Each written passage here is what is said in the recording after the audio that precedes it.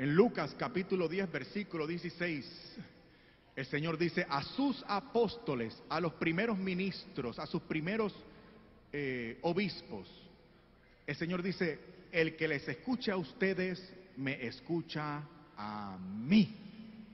El Señor ha establecido medios para acercarnos a Él. Claro, allá afuera se prefiere otra cosa, línea directa. Sin embargo, el Señor, el que manda, Emmanuel, Dios con nosotros, ha establecido la iglesia y medios de salvación para acercarnos a Él. Esos medios de salvación son los santos sacramentos. En Mateo 28, 19, el Señor dice a sus primeros obispos: vayan y prediquen, no escriban, no, vayan y prediquen este evangelio a todas las gentes. Por eso es que esta iglesia tiene que ser católica, porque es un solo y mismo evangelio a todas las gentes. Dice, enseñándoles lo que yo les he mostrado. ¿Y qué es todo lo que el Señor ha mostrado? Tienen que referirse entonces al último versículo del Evangelio según San Juan. Dice, muchas otras cosas hizo el Señor, que si fuesen todas puestas por escrito, el mundo no podría sostener los libros que tendrían que ser escritos para contener las enseñanzas, las acciones de Jesús. No todo está en el libro. Hace falta referirse a la iglesia con la plenitud del Espíritu para escuchar, entender toda la revelación. No parte de la revelación, sino toda la revelación. Pero yo creía, se me había enseñado y también lo enseñaba, esta iglesia católica era una iglesia apóstata, porque esta iglesia católica, decía yo, se refería más que nada a la tradición de los hombres y no a la tradición de Dios. Para comenzar, la tradición está prohibida en la Biblia, decía Mateo capítulo 15, denunciaba las tradiciones de los hombres. Sin embargo, descubrí que lo que se habla en Mateo capítulo 15 es una tradición malsana que desvirtuaba el cuarto mandamiento. No obstante, el apóstol en segunda de Tesalonicenses capítulo 2 versículo 15 y primera de Tesalonicenses capítulo 2 versículo 13 alaba la tradición y dice: doy gracias a Dios y les alabo porque ustedes han permanecido fiel en la tradición que han recibido de nosotros, por carta u oralmente. La santa tradición. Porque no todo está en la Biblia, pero yo quería que todo estuviera en la Biblia. No me convenía aceptar esto de la tradición. Era la Biblia, solo la Biblia, eso se me había enseñado, eso yo enseñaba a los seminaristas. Solo la Biblia. La clase más importante de teología sistemática que yo daba establecía un parámetro para la teología protestante, y el parámetro era la Escritura, la Biblia, y solo la Biblia es norma de doctrina, conducta. La Biblia, solo la Biblia. Pero comencé a buscar en la Biblia dónde estaba eso, y esas palabras no las encontré. Así que fui a donde mi primer profesor de teología, el doctor Ricardo González, y le dije: doctor, ¿podría usted ayudarme? Es que yo he incluido en mi clase de teología lo que usted me enseñó en su clase de teología. ¿Recuerda usted el presupuesto protestante que usted nos enseñó, que decía que la Biblia era la única norma de fe, doctrina y conducta? Hombre, sí, Fernando, lo recuerdo claramente. ¿Podría usted decirme dónde está eso en la Biblia? Y él me respondió: Fernando, yo nunca dije que eso estuviera en la Biblia. Pero ¿cómo va a ser?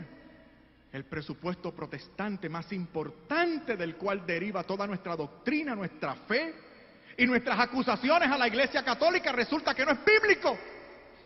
Y me decía: bueno, pero es que hay textos bíblicos que lo infieren. Y le dije, pero ¿cómo que lo infiere? Eso debe ser muchos textos bíblicos que hablen claramente acerca de esa norma nuestra.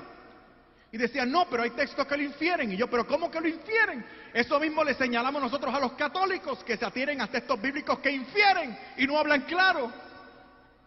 Me dijo, bueno, Fernando, ¿quieres salir de este problema? ¿Quieres encontrar el texto bíblico? Ya que no lo anotaste durante la clase, ¿quieres que te lo dé? Doctor, por favor, dígame cuál es el texto bíblico sobre el cual fundamentamos ese presupuesto protestante que dice que la Biblia sola basta. Y me dijo, hombre, segunda de Timoteo, capítulo 3, versículo 16. Hombre, me acordé. Seguro, doctor, recuerdo el texto. Dice, toda escritura es inspirada por Dios y útil para enseñar, redarguir, corregir, a fin de que todo hombre llegue a ser perfecto a la altura del Señor Jesús. Oh, qué texto hermoso, Dios mío. Dice que la Biblia es inspirada por Dios, y si es inspirada por Dios, viene de Él, y si viene de Él, ¿para qué yo quiero otra cosa? Es verdad que no explicita claramente lo que yo quiero, pero no importa. Lo que yo quiero es un pretexto para no hacerme católico, y esto es maravilloso. Escritura inspirada por Dios, viene de Él, para mí es suficiente, nada más. Me olvido de todo lo demás, que si la unidad de la iglesia, que si tiene que ser visible, católica, apostólica, eucarística, etc. Me olvido de todo. Al fin de cuentas parecía que el demonio me tendía una trampa. No estábamos equivocados del todo. La Biblia es inspirada por Dios, es suficiente por tanto. El Señor me llama la atención y me dice, ¿y dices tú ser teólogo? Yo estaba temeroso y por si acaso le dije, Señor, tú lo sabes. Y el Señor me recriminó audiblemente. Pues no seas irresponsable, profundiza en el texto. Supe que el Señor me hablaba de segunda de Timoteo, capítulo 3, versículo 16. El texto bíblico que había esgrimido a mi favor para no hacerme católico. Aquel que decía que la Escritura era inspirada por Dios y yo había deducido que por lo tanto era suficiente. El Señor vuelve y me dice, profundiza en el texto. El jefe había dado una orden. Al otro día, otra vez, al seminario, a la biblioteca, mucho estudio, mucha Biblia y mucha oración. ¿Saben ustedes lo que descubrí estudiando aquel pasaje bíblico? Miren lo que descubrí, voy a resumir y después explico en detalle.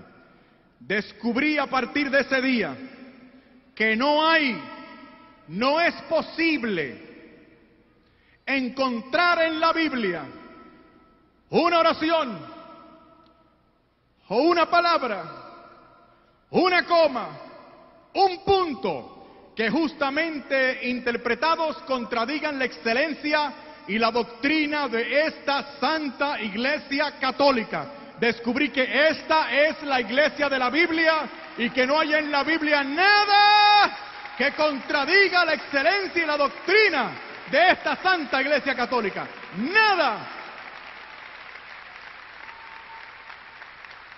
Y se lo voy a demostrar. Porque de hecho, algunos de ustedes les han arguido con ese texto. ¿A qué se refería el apóstol San Pablo con toda escritura es inspirada por Dios? ¿Saben a qué se refería? Esto provocó otra crisis en mí, porque estudiando me di cuenta que el apóstol no se refería al Antiguo Testamento. Sí, es un problema, porque el apóstol no habla del Nuevo Testamento como escritura inspirada, porque el Nuevo Testamento no existía aún. ¿A qué escritura se refería el apóstol San Pablo? Se refería al Antiguo Testamento. Esto es crítico, porque ustedes y yo creemos que el Nuevo Testamento es inspirado, ¿verdad que sí? Por favor, digan que sí. Gloria a Dios, estoy en la iglesia correcta. Sí, Señor, el Nuevo Testamento es inspirado, pero Pablo no lo dice. Pablo dice que es el Antiguo Testamento, que era la Biblia de los primeros cristianos, la Biblia que él tenía de frente. La Biblia que se cita en el Evangelio más del 90% de las veces es el Antiguo Testamento, traducción griega. El Antiguo Testamento griego, Código de Alejandría o Septuaginta, como le llaman los estudiosos. O sea, la escritura inspirada por Dios no era el Antiguo Testamento según San Pablo, sino el Antiguo Testamento, y además el Antiguo Testamento griego, traducción griega, que era la Biblia de los primeros cristianos. ¿Y qué con eso? Escuchen bien. Que esa Biblia que San Pablo llama inspirada por Dios, el Antiguo Testamento griego, contenía los libros deuterocanónicos que yo no tenía en mi Biblia evangélica.